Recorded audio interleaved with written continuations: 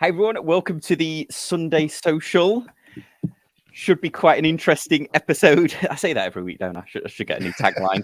But yes, this week we're going to talk about if we were CEO. We've picked a watch company each. And if we were CEO, what would we do?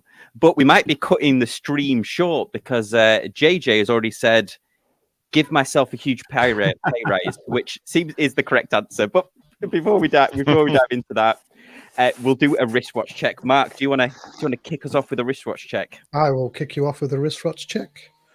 Ooh. This is the Christopher Ward C60 Trident Mark II. Let's see if I can get the damn thing to focus. There you go.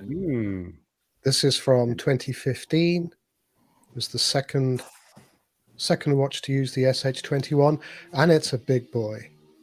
43 millimeters, and Lord knows how thick. So you know you're wearing it, and I did put it is a Christopher Ward bracelet, but it's the Mark 2.5 bracelet with brushed and polished links.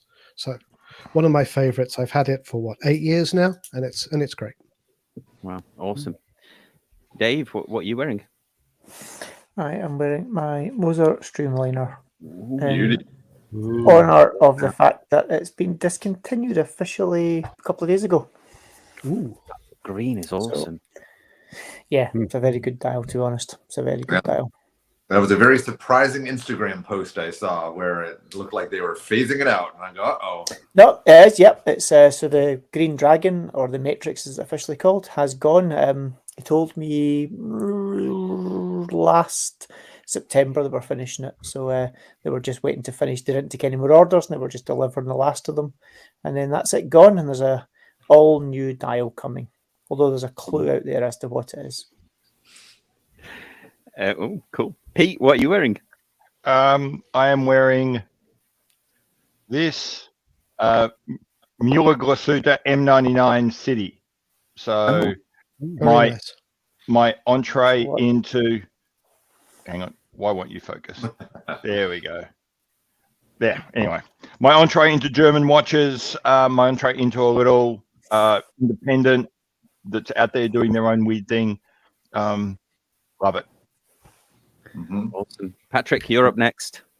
Well, real quick, just to point on what Pete just said. I don't know if you've seen that, but I actually met the CEO of the Mula watch company. He came to Tampa of all places, and so I talked to him, and really nice guy, and whoever his partner in crime is that came with him was super nice. So good watches, really nice company. But I'm pulling off the old Panerai Tantalum today. So very cool.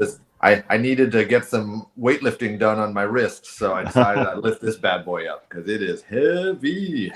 Yeah, and I think Mueller Glasuta have been at Watch Time New York's NYC in October the last few years as well. So if you ever want to meet Thilo Mueller, he's very engaging. I agree. Yeah, I've exchanged the odd email with them. That's as far as it's gone. Down here in Little Australia, we're a bit more removed. Todd, you're up next. All right, so I got 3 watches. So you have to give me this grace here. So the first one, because my wife and I just got off a cruise for our 30th anniversary. Congratulations! And thank you. It's really awesome, and the cruise line really had really good prices on a couple things, so I couldn't resist. So we treated ourselves. So my wife only wears Fitbits, and that's all she's worn for a long time. And it's just interesting. She fell in love with this Bulova men's watch. Let's see if this thing will focus. It's the curved dial. It's the curve, so it's part of the. I'm not going to get I know I got to get a better camera. That's just it. And plus with the reflection, so you can see right. It's part of the curve line, and you can kind of see there. It's a little bit better there.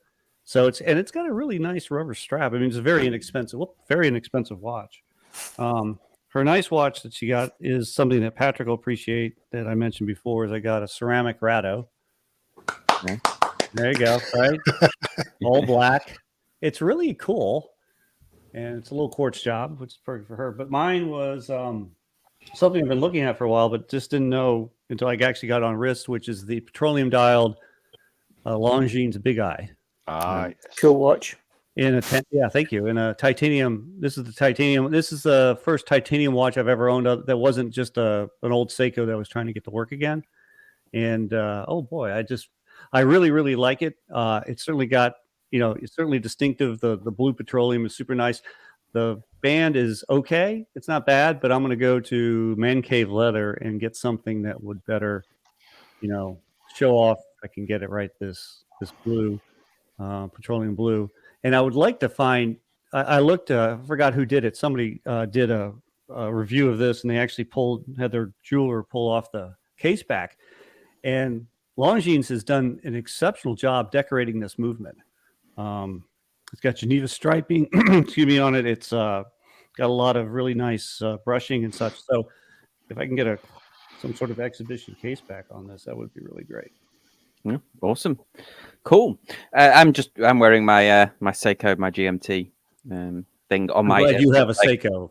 My bootleg Aircrafter Blue strap that I had to persuade with a Dremel, which I wouldn't recommend I'm not going to do a tutorial because I wouldn't recommend anybody does it, but it looks okay from the outside. But anyway, well, on today's show, I thought we would have a little bit of fun and think about if we were the CEO of a watch company, a main watch company, what would we change? So we've each picked one. We'll present it, and then we'll throw it up to the panel, and also you guys in the comments about what you think about our future plans for this main watch company. But who wants to go first? Patrick, you're looking like you want to go first. You're looking a bit like you want to go first. No, it's just that time in class where they say who wants to go first, and I mean, no one wants to be the big nerd and say, "Hey, here I am in the front of the room." I'll pick you. I'll outsource the first position to you. So you have picked Panerai. I have. Well, so I've got two parts. One, I was going to pick Grand Seiko, but out of reverence to Seiko Todd, I have completely backed off of Grand Seiko to come to not my second, but my third choice, because my second choice was going with IWC because of the timing of their new IWC Ingenieur release. But I think that's just been talked to death a little bit this week. So, I wanted to jump to something fresh, and that's where you come to our good friends here at Panerai. And here's where I get to make a nice explosive comment at the beginning of the presentation. Panerai makes the most bold, expressive, and from across the room, visibly iconic watches out there. Boom. Mic dropped.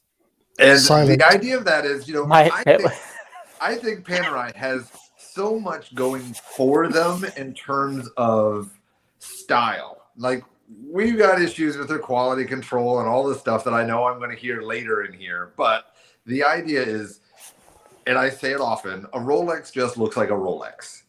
You can be mad at me for it all day long. Like, the dive watch has been so overplayed, whether it be by Rolex, by Blancpain, by every Seiko in the room. Like, from across the room, I see a watch and I go, oh, it's a dive watch. And like, there's maybe a 20% chance it's a Rolex, but from across the room, it just looks like a dive watch.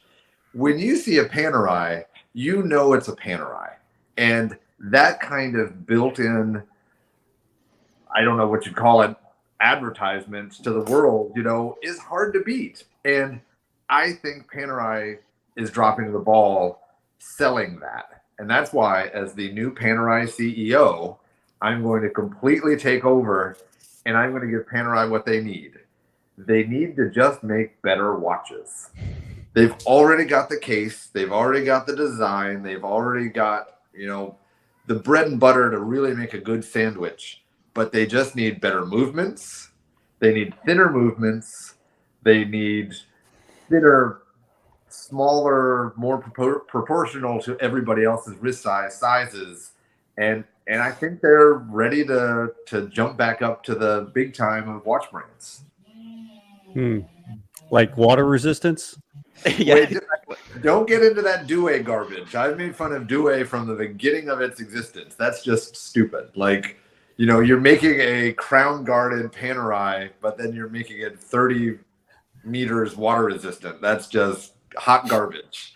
And, And their newest release where they threw a moon phase on there, well, that's just stupid because that isn't what Panerai is.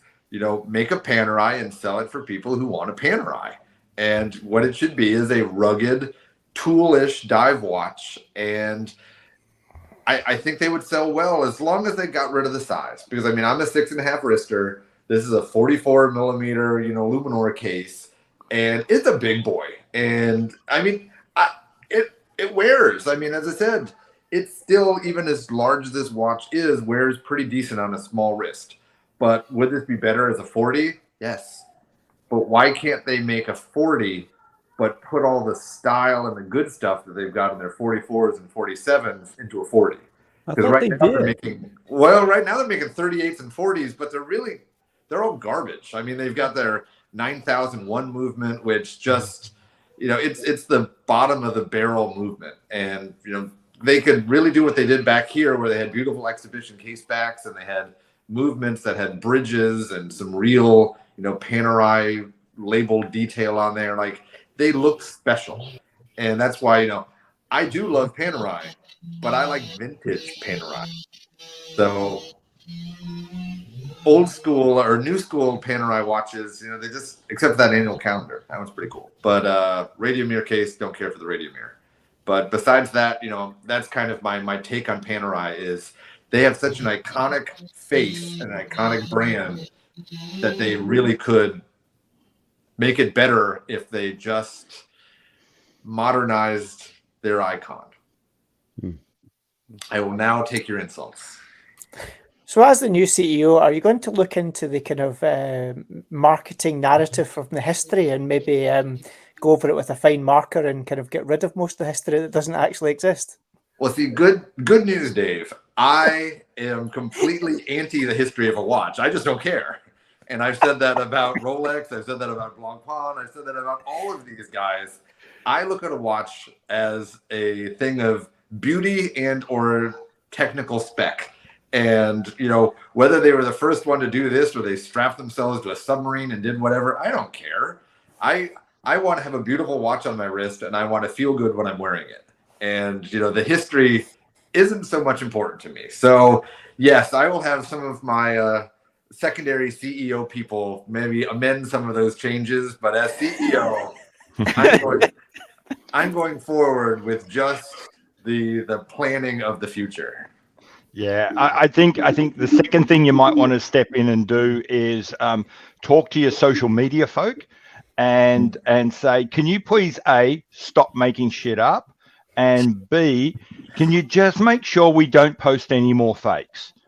What you mean? You mean that's the current CEO though, is it not? So it's kind of okay because he's been replaced. Yeah, as I said, maybe that's a problem that fixes itself. Yeah, what happened to my predecessors, I'm sorry for them. As the new CEO, I will definitely change the 13-year-old kid who couldn't tell the difference of a fake versus a not who's on our Instagram, and I'll definitely do some upgrades in that department. So, Pete, I will take your words on it. But here, I will spin it. The reason they fake our watches is because they're so iconic and beautiful. So, Or with that case shape, they're so easy to fake. Mark. I'm going with the iconic and beautiful. How about I was to say, would you bring the Mare Nostrum back? So that's one of the Panerais I've always liked. They're rather expensive, but it's not your traditional looking Panerai. I don't know if it looks a little bit like an IWC. I'm not certain, but those I've always been interested in. They're chronograph. Yeah, they've made a couple interesting ones that were a little bit different, and I think that's perfectly fine. Similar to kind of what the IWC did, they took their DNA and they added. And, some people may like the new crown guards, some people may not like the new crown guards on the Ingenieur, but still it looks like an Ingenieur. And whether they put some, because I think I have seen some bezels that had almost like rivets or something in it on a Panerai. And, obviously they've got some different ones of, what is that one that's like almost 60 millimeters, some giant dinner plate of a watch. But, they definitely have some different styles out there, and that's fine. Similar to Rolex, they need to have maybe 4 or 5 major styles they shouldn't do the Seiko. Sorry, Todd, and make way too many, families, and keep it pure. But when they do that, some variation helps, but it still needs to be the iconic from across the room Panerai, and I think they would do themselves more justice. Yeah, Patrick, as well, before you go, James wants you to reprimand the salesperson in the New York City boutique who tried to convince him that a bezel rattle was acceptable on 9K watch. So can you put that on your to-do list? James, you are a Crador fan, so it means that you are a man of high class and taste. So for you, I will fire that person immediately. So just send me their name. Thank you. Any more thoughts on Panerai? What Patrick needs to do first? I'm okay. That's all the abuse I'm getting for choosing Panerai. I was expecting more. Yeah, they do need to put something in that, like, Rolex with its etched crown. They need to make it more difficult, don't they, for the fakes, I think, because you often hear that, don't you? I mean, I don't know if it's a current thing, but you used to hear for a while, didn't they, that the fakes got good they were almost indistinguishable, and there were certain people that certain resellers wouldn't even touch Panerai, which makes it a shame, because Panerai is one of those brands I would love to own a Panerai.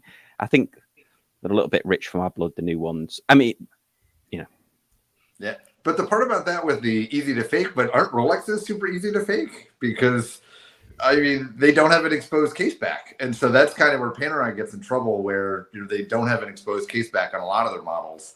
And for that reason, you could have anything in there. And same thing with Rolex and their stubbornness to not put a display case back on there, except for the new Daytona. Mm-hmm.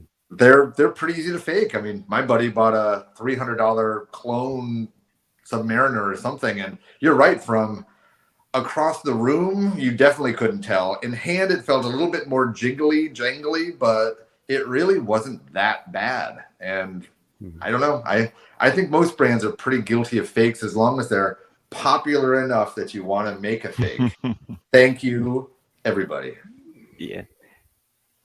Okay, well, there we go. That was Panerai. Patrick was the new CEO of Panerai. Who wants to go next? I'll go next if people are okay. I'd go with Omega. I've got a 3-point plan for Omega. The first thing that they need to do is, I'll probably give someone maybe 72 hours to do this, and that is fix the website so that it only shows current in catalog items. Okay. One of the biggest problems that people have with Omega is this deluge of product. I'm looking at it right now, and apparently they'll sell me a Speedmaster 38 coaxial in 38 millimeters for the equivalent of $6,000 US. That watch is probably out of catalog for 3 or 4 years. I can't buy it online. I have to contact someone if I want to get it. If you go looking, you can find old Olympic special editions. You can find all sorts of things, some of which come with, genuine 2010 pricing still. I would just get rid of it. It's gone. It clouds the message of who they are. It makes them look like a company that's not on top of what they're doing, not on top of what they're trying to sell.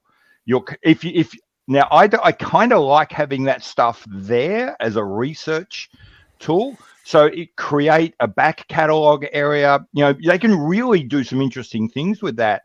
Make a collector's corner where the old catalog stuff is still available. Maybe there's a portal through there where you can get in contact with someone and maybe find this old stuff.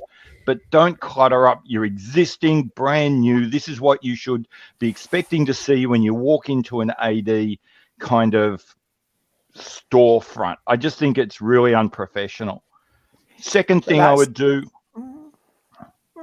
Is it unprofessional, though, if they know that they've still got them in the supply chain and therefore they're on the website because they know there's still ones out in the marketplace? Possibly. I don't think it looks, it's not a good look. It's just, and it's all about look, by the way. What I should say here is I think Omega are a fantastic watch company. Everything I'm about to say is about look and messaging. It is not about their product. Mhm. Second thing is to try and find a Rail Master, I have to go through the Seamaster line. The Aquaterras are under the Seamaster line. If I go to the Speedmaster, what the hell does Speedmaster mean? It's such a wide variety of things. I know there's historical precedent. I know there's reasons why we've got here historically, but the entire catalog needs a restructure. Things like the Aquaterra and the Planet Ocean deserve to stand on their own. They shouldn't be buried and hidden under the Seamaster. Likewise, the Mark IIs, which are a completely different feel and have a completely different sense of who their customer is, shouldn't be hidden alongside the Moonwatch. The Moonwatch should be allowed to stand on its own, as should something like the Mark II as a separate line. At the moment, Omega's only got 4 collections: Constellation, Seamaster, Speedmaster, and DeVille. I think that they could stand with breaking that out to 6 or 7. So you'd have maybe instead of just the Seamaster, you'd have Seamaster, Aquaterra, and Planet Ocean. Instead of the Speedmaster, you might have Speedmaster, which you maybe keep for the Moonwatch because that's your icon, and then you create something new, the Racing or something, for one of the others. So that's like the next thing. And the last thing I'd do is think about, who are we? And I'd start advertising who Omega is as a brand. I ran a little I was playing a game on my website recently with asking people on my community channel, just asking people, give me in 5 words or less, thumbnail sketches of a brand, 5 words or short phrases. And the community really struggled to define who Omega is. A lot of people said nice things. A lot of people kind of like the brand, but to say to them, you've got 5 words, tell me, who is Omega? They really struggled.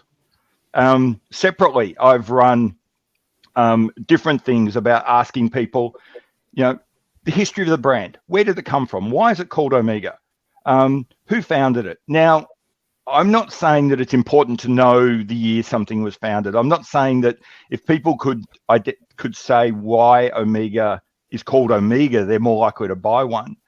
What I'm saying is the fact that no one knows the answers to those questions is really indicative of how the larger Omega brand and its story and why it exists and why you should really want an Omega, regardless of whether it's a Moonwatch or a Seamaster.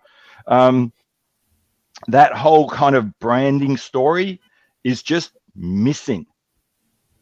And I think that's what Omega needs. It needs to advertise its watches a little bit less, and it needs to advertise its branding and why you should buy an Omega, any one that you can get your hand on, a little bit more. And here endeth the lesson. That's what I think Omega should do.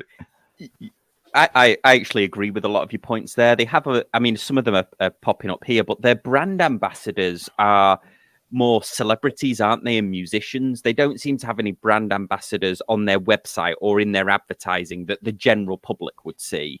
Obviously, Buzz Aldrin is a brand ambassador of theirs, but they don't have.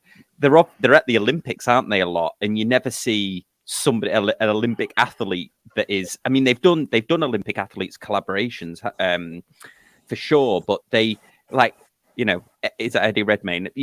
These aren't sports people that would use a Speedmaster or sports, and they're not advertising Speedmasters like George Clooney is. But again, you would think of these are tool watches, these are diving watches, that they would have people that were iconic in those categories, or even just Olympians, because they are a big part of the Olympics. And you're right, Pete, the categories are shrunk down because they used to have a novelties one, didn't they, that had they used to have like a few of the novelties in, whereas they're kind of hidden.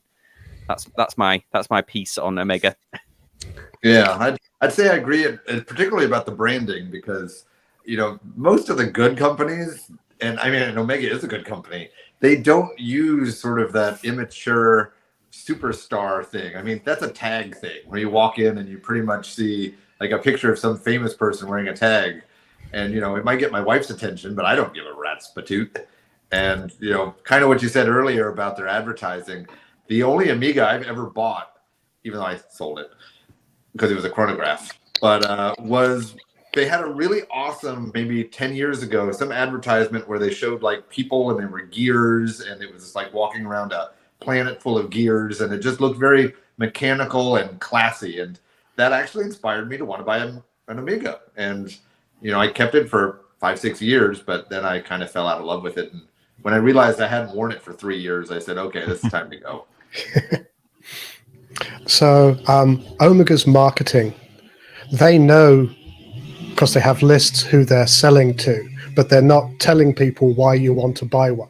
So they know, if you're in the boutique, who's buying and why, or who's buying, but they don't know, I think, who they're selling to, and they don't know how to tell, to go back to Pete's thing, why someone would want an Omega. So the whole marketing department would be gone within the first 5 minutes. I'll take a break for a couple of weeks till I can find a good department for that, because they really don't. Their marketing, I don't know who they're marketing to. I suspect they're not marketing to their buyers. Yeah, Omega's marketing. Fire them now. Have maybe lease out the office space till you can find a good marketing department. Yeah. Well, you say all of that, and they're top 3 by volume of Swiss watch sales and exports every year. So I'm pretty sure their marketing department have got a pretty good idea how to sell watches, because to sell that number of watches year on year, you need to know exactly who your market is, and they are selling them. I would say that they are benefiting to the scattergun effect. Is if you throw enough product out there, sooner or later it'll find a buyer. It's messy. There is a tendency. Yeah, I agree with you, Dave. There's a tendency to catastrophize and say that it's all ruined. You're absolutely right. They were 2, they're number 3. They were number 2 for a long time. They are now number 3, and it appears to be growing a little bit slower than the rest of the market. So I'm not saying that the place is on fire, but what I'm saying is I think they should be doing significantly better than they are. I think that they rely too much on a couple of very, very powerful messages, but like basically Seamaster, Speedmaster, the Moon, and Bond.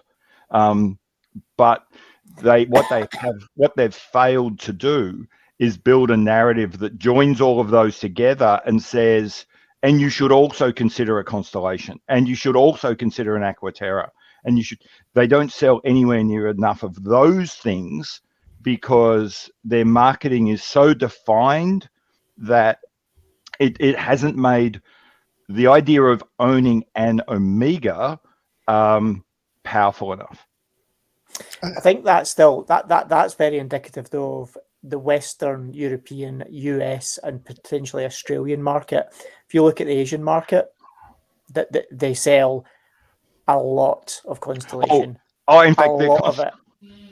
Absolutely, their Constellation is I believe the biggest selling individual watch they have in Asia, and Longines sells up an absolute storm in Asia, and that's great, and that's fantastic. You've got a good base. Like I said, I'm not catastrophizing. I'm not saying the company's going to go broke.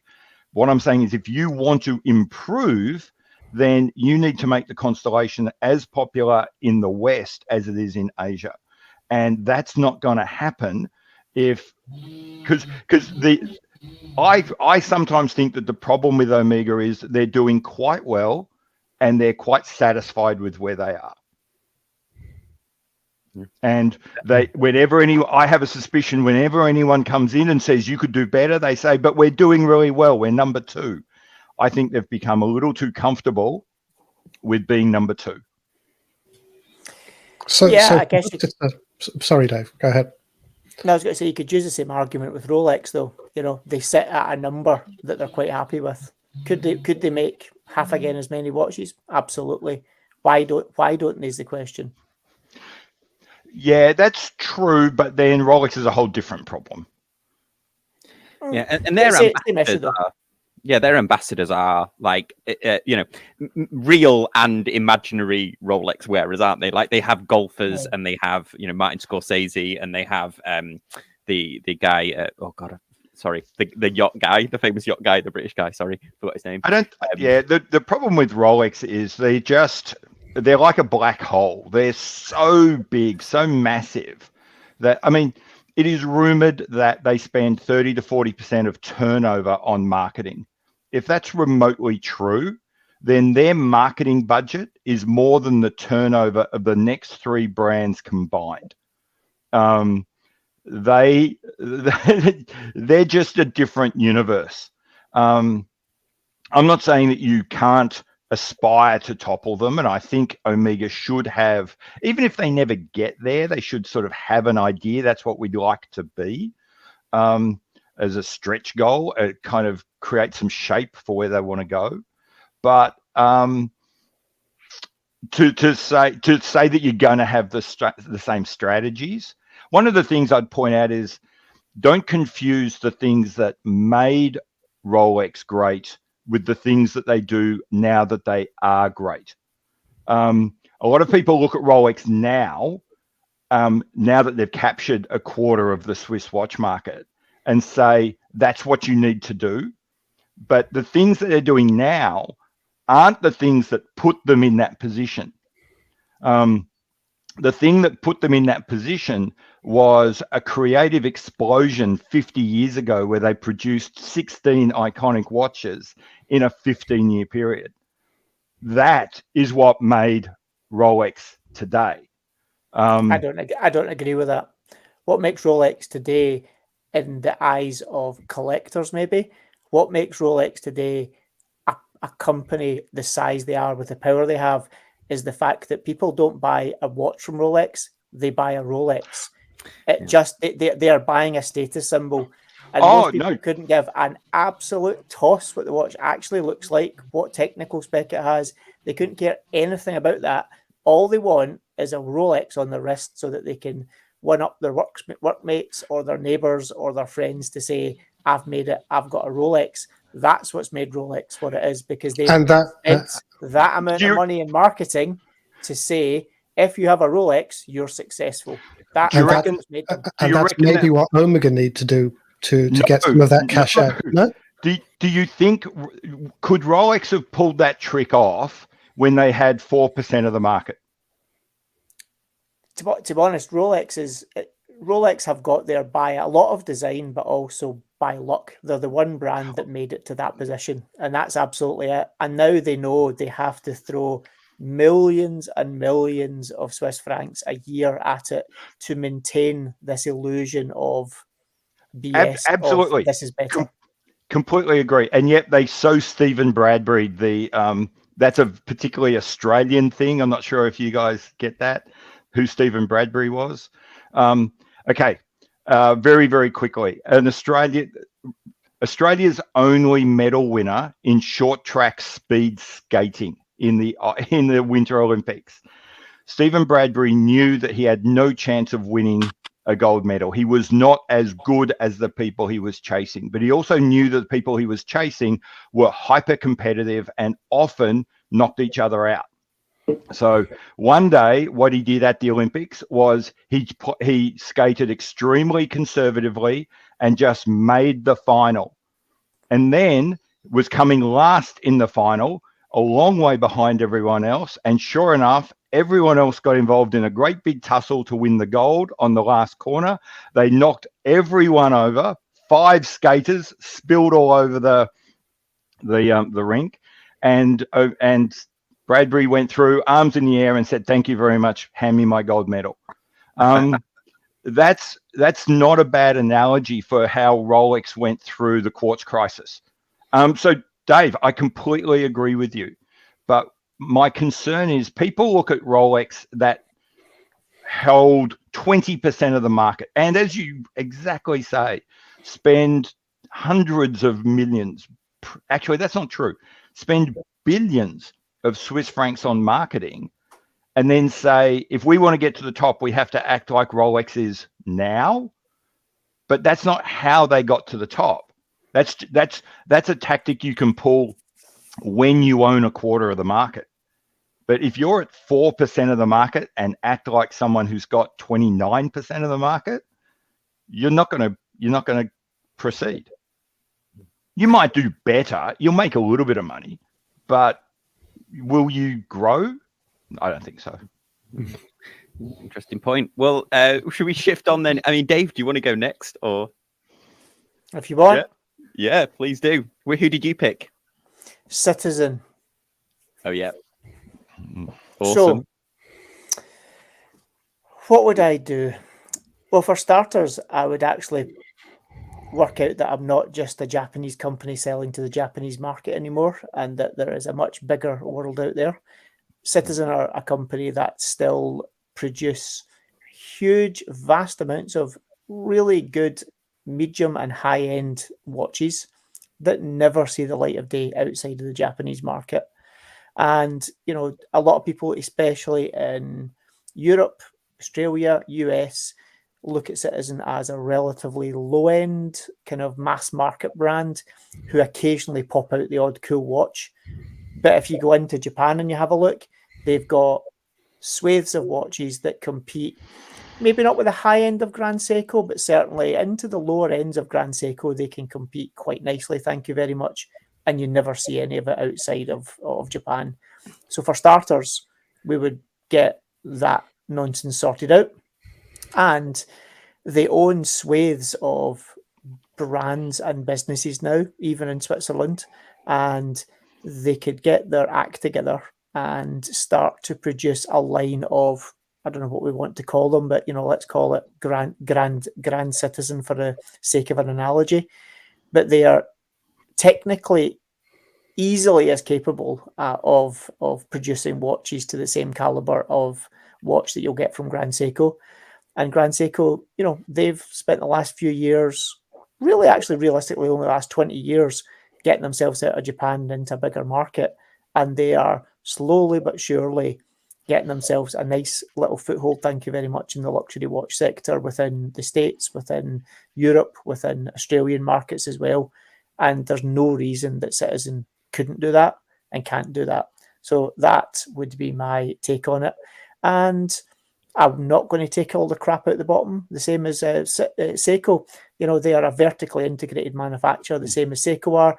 Seiko has argued that they make a shit ton of product that nobody needs. Well, like most businesses, they make it because people are buying it.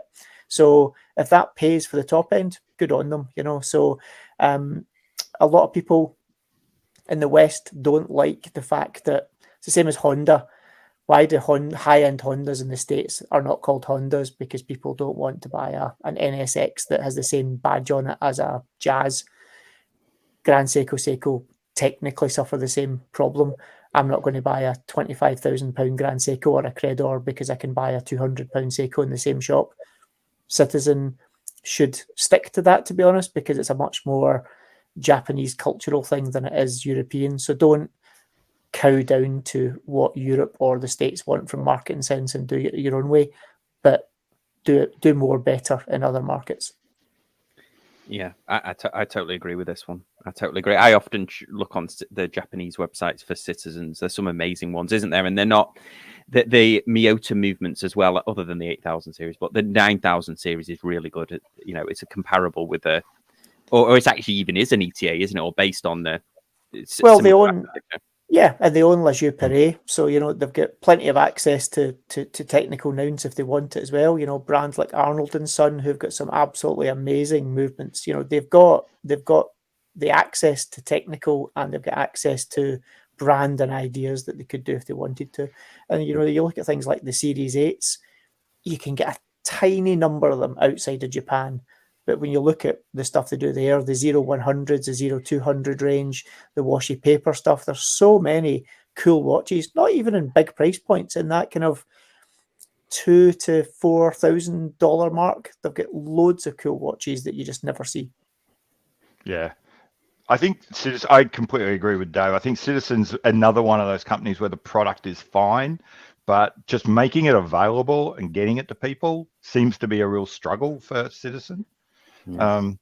They also don't I don't think I sometimes think they found themselves with a watchmaking empire. They found themselves owning a whole bunch of like Swiss brands, and they're not entirely sure what to do with them.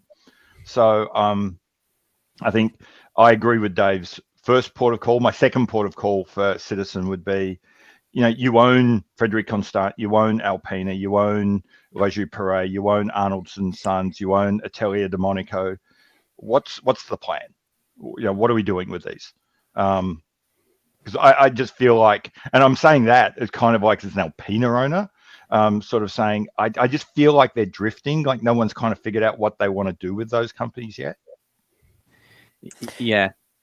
The quick little point the quick little point I have to say about Citizen is just, I think they're kind of, as you guys said with the Seiko market, they're falling into trouble where you find them in not high-end stores. And I think that hurts them a lot. I mean, when you go to your K Jewelers or your, Hellsberg Diamonds and, you're looking at rings, you also see sort of some not as great watch brands like Movado and Citizen and, sometimes Seiko, but always Citizen.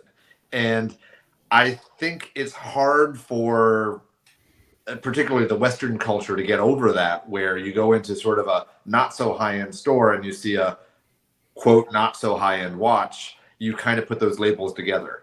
And even though they then make a high-end watch, you still are associating it with sort of your own stigma. And as CEO, I don't know how you're going to sell your watches, but get yourself out of those stores. I don't know, but I don't think it's helping your higher end brand. Well, I'm not coming out of those stores, to be honest with you. Yeah. No, because it is a downside of westernized ideas of marketing and brand evaluation. That's the one thing that the Japanese brands have that they desperately don't need to get rid of, because if they get rid of it, they just become exactly the same as all the Swiss brands, to be honest, which is we're pretending to be better than we are, or you're dismissing big swathes of the market. You will still find Seiko in all of the garbage shops, to be honest, especially in Europe and in the UK. Argos, like street catalog shops, you can buy Seikos all day long. You can buy them in the kind of lowest of the jewelry stores as well, but they've still managed to make it successful. And it's about communicating the message. And I don't think that's a bad thing, because everyone's got to start somewhere, and lots of folk buy higher end Seikos and Grand Seikos because they got into it and have become loyal to that brand. So I don't think they necessarily need to change that.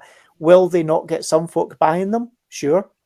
It's not a big problem though, is it? If they want to be snobby about it and only buy Swiss brands, then knock themselves out. Yeah, that's a great point. Okay, who wants to go? I think there's two other things. If you're using the lower end Citizens in Europe and the US, how to turn those sales, which are still valuable, they're still sales, how to get people into the higher end watches. And I don't think they've figured that one out. And how to turn the technological brilliance of Eco Drive into the marketing success of Spring Drive. Yeah, that's a great point. Yeah. Two problems. Yeah. Mark, do you want to go next then on yours? Assuming the guys with the chainsaws outside aren't ruining my sound quality. Yeah, sure. So the brand I've chosen to be CEO for a day, and I know Mike France is considerably taller than I am, but I hope I'm quicker. Christopher Ward, what would I do as Mike France to help grow Christopher Ward? And my first order of business would be a plan for that growth. How to take Christopher Ward from being a manufacturer that makes approximately 20,000 watches a year, how to make Christopher Ward a 30,000 plus watches a year brand. What investment do I need? Do I need a bigger building in Beale? Do I need to move out of my headquarters in Maidenhead and make more room there? But I'd like that investment plan to grow the brand by 50%. There was a comment earlier from Canadian Watch Monkey, I think, about bringing back the annual sales. I'm not going to do that.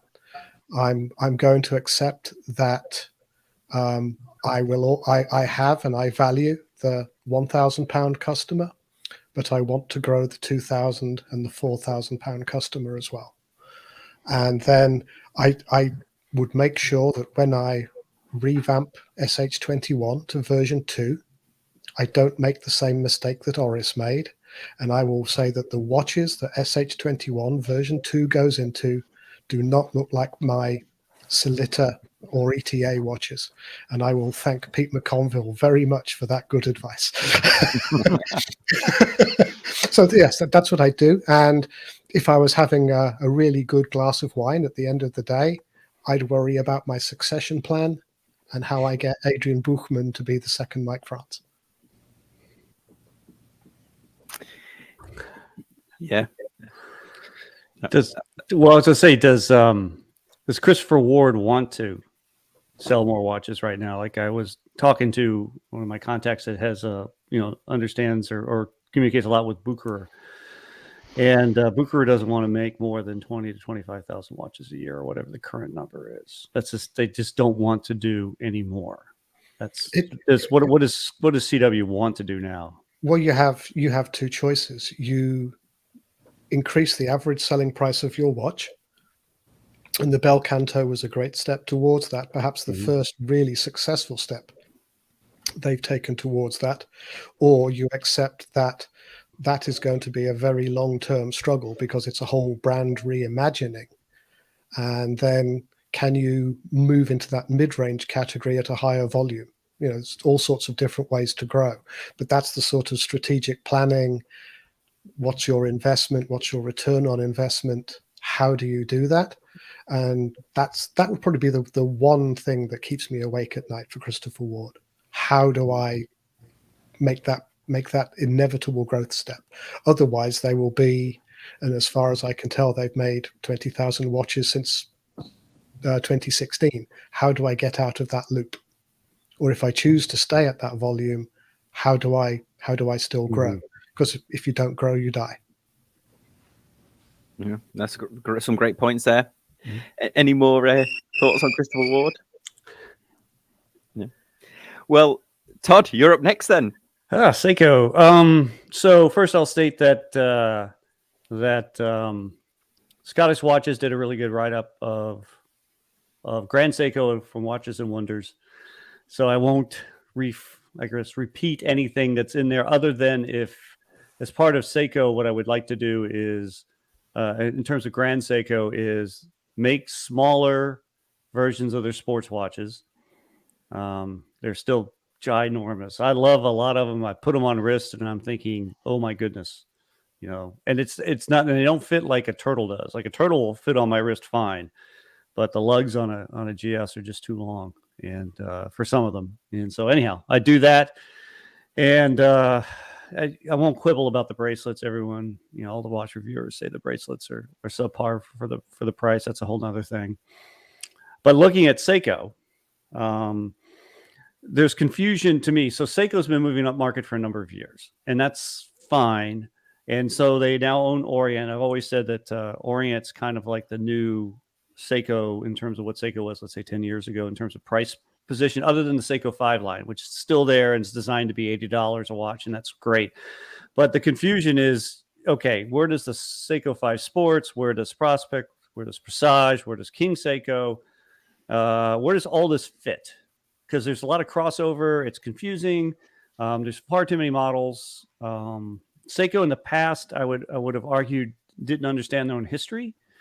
Although I think they're doing a better job now, understanding that with some of the things they've been coming up with. But there's still far too many variants. There's got to be a way to streamline that somewhat in such a way that it's just not so confusing. Omega has the same problem with this too, I think. The number of limited editions gets annoying. But I understand that it's a good way to advertise for the brand, and I'm sure that they sell most of everything they put out from that perspective. But I would just get rid of the 4R36. I would just say, unless it's in something really, really cheap and it's designed to be that way, let's just move away from that. Let's just go ahead and admit to the world that we're trying to push up further into like the $1,000 level and higher. And then Grand Seiko accordingly moves up too. And you still have some things that are less expensive, but I think you get out of the Macy's of the world. Well, Macy's isn't so bad, but you get out of some of those super cheap areas and you just make, what you're trying to do with the watch company, just go ahead and go forward with it. Of course, there's quality control issues. There's those other things we complain about. But I think that, considering what they're trying to do solely, they're trying to boil the frog, and slowly every year they turn up the heat and they jack up the prices, maybe not corresponding quality or what's in the movement wise. But so, if I were CEO for a day, a Hattori, right, a family owned operation since its inception, I would kind of really clarify a lot of things I think are confusing. I still like the Japanese only releases because I think those are a great way to kind of generate excitement. Because now, since everything's the world stage, then you can get these things through like Yahoo Japan, or you can go. There's ways you can get some of the Japanese releases, and I think that's kind of a neat thing because it's kind of a nod to their history. But otherwise, they've just got way too much going on. So anyhow, in a nutshell, those are just some of the things that I would change. Yeah, I'll quickly agree with you on two things. I think the movements definitely need a little bump up. I think they can, they can obviously make excellent movements, and the QC things is almost like an embarrassment. It seems like they could fix it quite easily instead of it being almost like a meme now. Because I mean, this is misaligned. This bezel. This is a $700 watch, and somebody commented the other day that every other reviewer that's reviewed this, their chapter ring is misaligned, and it just seems it doesn't bother me that much, but it just seems like a silly thing that could be corrected. Do you know what I mean? Like, it just seems like, why? It absolutely fixes. Yeah. I mean, look at how their manufacturing works in general. I mean, they have the best. I would argue they have the best manufacturing in the world overall for anything that's done in quantity. Look at the cars, their automobile industry. But I don't know why Seiko struggles with this.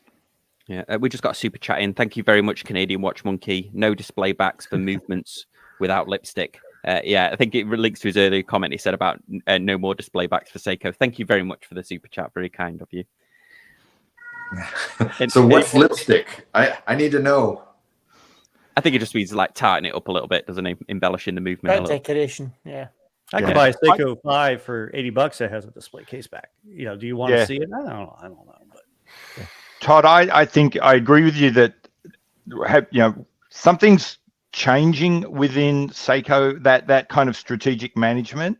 There was some interest about 4 years ago. Their CEO came out and did a round of interviews talking about how Prospex, Presage, Cultura were going to become independent brands of their own. If you looked at the website, those were under the heading of brands, and all the language was around what the brand of Prospex meant. Interestingly, all that talk's gone away, and if you look at their website now, they're back to calling those collections. I think something has changed. I think they're still trying to figure out what their strategy is for how that works. And I think this confusion and all the overlap and where do they fit kind of reflects that a little bit.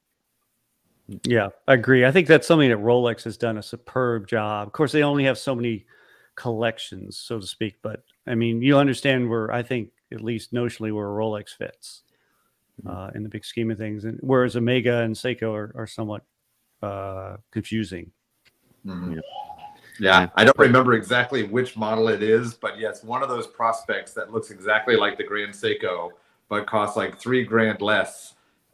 That was the one that just was like, I don't even see what the difference is. And technically it was like the Grand Seiko movement, but not made by Grand Seiko. And yeah, that just does get a little bit confusing there. Yeah. So I hope they reel that in under your watch, Todd, but I'm glad to hear what Pete said is going away though, because that just sounds stupid to make them as separate brands. Yeah, that didn't make any sense to me either. I mean, I think Seiko buying Orient or owning Orient was a great move because I thought that was going to be more of their introduction, kind of the lower end, but high quality stuff. But it still hasn't. I don't know if they figured out how Orient fits within the the Seiko big family of things. Well, you always have to be careful with Seiko and Seiko Epson because they change their corporate structure every couple of years anyway.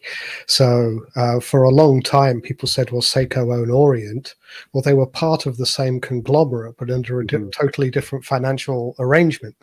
So if they've brought Orient into the Seiko Precision Movements Group, I think it's called, after last year's change, that would be a big change because Orient were owned by Seiko Epson, but really not that much to do with Seiko. So yeah, and Seiko's done that in the past. They're famous for back in the chronograph or building days in the 60s, they had Daini and they had Suwa factories, and they were really independent of each other.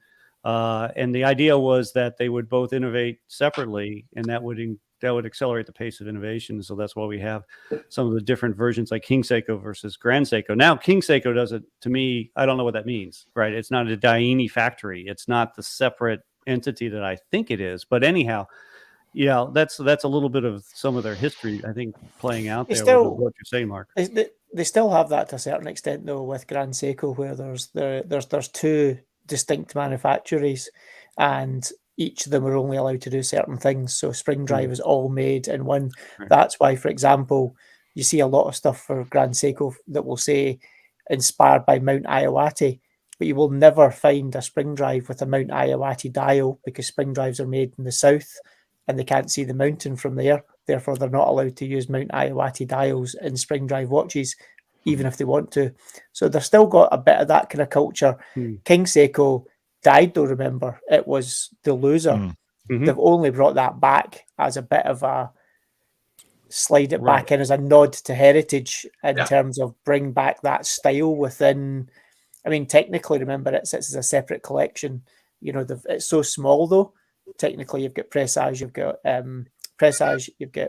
Prospects, and you've got King Seiko as a separate collection, albeit it tends to sit in Presage in a lot of places. That's a great point. Okay, well, I'll do my last one here, and I was going to go with Tag, and maybe I'll do it for another time, but then I quickly pivoted because I actually feel more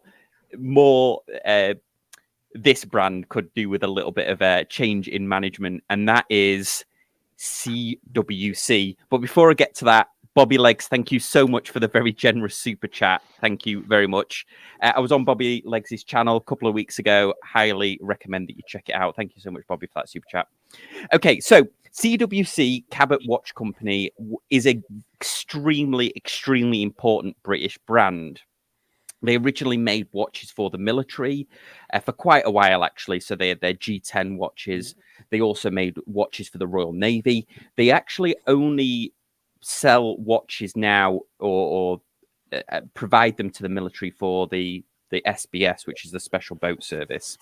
But there is another company who also provides to that to the SBS as well. So there's now choice. They're not the only. There used to be a time where if you wanted a British military watch, that CWC was the place to go.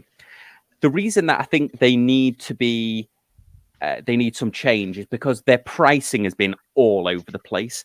They sold a couple of years ago to their biggest reseller, I believe at the time, which was called Silverman's, which was an army surplus store. So they sold to Silverman's, and then Silverman's, if you look on Companies House in the UK, a couple of little shell companies that kind of move things around, and they started providing CWC watches again, but they hiked the price up like crazy. These are quartz watches. They do some mechanical as well, but they hiked the prices up, and it was all over the place. The prices have started to come down now a little bit to reasonable, where the G10s, you can get them for £200 now, but they were knocking these out at like 300, 400, kind of messing around.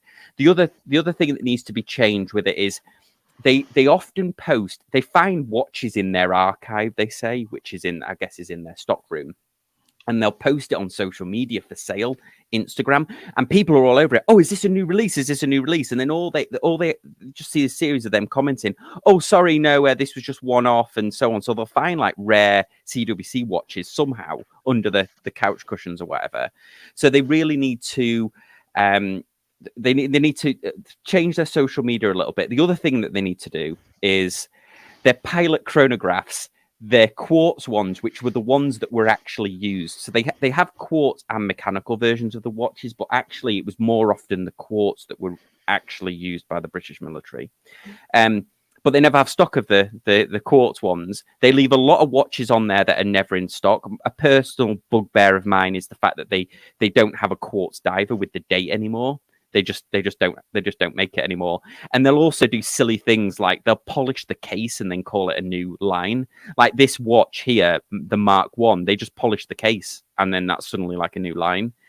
Or they just slightly variant the dials, and they'll do a slight variant of the dial and then charge like a load more money for it just because it's got like a vintage Fotina. So I'd tighten up the collection. I'd focus on the story about the SBS, but also kind of turn these other watches that they hint are military ones, but they weren't quite. And that's what I would do. I would get some new management in there, alter the production line, and then really push it as a brand because it's such an iconic British brand that shouldn't go away. So there you go. CWC was mine. There you go. Don't disagree with that. Yeah, I think it's such an important British brand that needs to be protected. These watches as well. I mean, the thing is that they could, a couple of years ago, you could easily find them on Silverman's, which this is Silverman's original website, and they were knocking out the mechanical ones for this was only 2012, so about 10 years ago. But that SBS one was £350. Now it's close to 600. It's like the percentage increase is more than what Rolex have done. So they could get really clever with the pricing, and they could also really push this side. The fact that they're an iconic British ex-military brand because they lost the military contract, I'm guessing for pricing maybe. So Citizen is actually provides to the British military now. So there you go. CWC was mine if I was the CEO. Tighten the collections up, get better with the pricing, and be clear about the message. Awesome. CWC and Hamilton went back. Cabot Watch Company was a very important British brand throughout even to the Second World War, I think, and onwards. Certainly in the Falklands War. Awesome. Any final thoughts? Any comments on the CWC? No. Cool. I don't know enough about it, so I can't say too much. And luckily, if I'd said tag, I think we would have probably got another 30 minutes. Awesome. Well, thanks to the panel for joining. That was a really fun show. Thank you, everyone. And thanks to everyone for being so kind in the comments with your comments. And thank you for being kind with the super chats, I should say. But thank you for all of the great comments. So, as always, thanks for watching, and we'll see you next time on Casual Watch Talk Sunday Social. Bye, guys. Good night, everybody. Bye.